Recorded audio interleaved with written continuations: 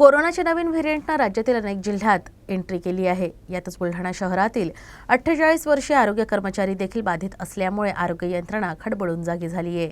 बुलढाणा शहरातील 48 वर्षीय आरोग्य कर्मचारी कोरोना पॉझिटिव्ह आला आहे।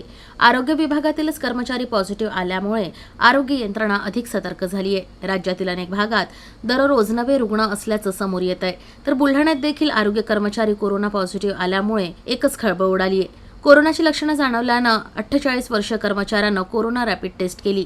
यात हा कर्मचारी पॉझिटिव्ह आला। कोरोना संसर्गित रुग्ण बुलढाणा शहराच्या चिखली मार्गावरील हाजी मलंग दर्ग्यामागे असलेल्या एका परिसरात राहतो। सध्या त्याच्यावर घरीच उपचार सुरू आहेत, तर आता जेएन व्हेरिएंटच्या तपासणीसाठी नमुने पुण्याला पाठवले जाणार आहेत। तर नागरिकांनी घाबरून न जाता नियमांचं पालन करण्याचं आवाहन जिल्हा शल्यचिकित्सकांनी केलं आहे। चिखली तालुक्यामध्ये एक संशयित रुग्ण आढळलेला आहे।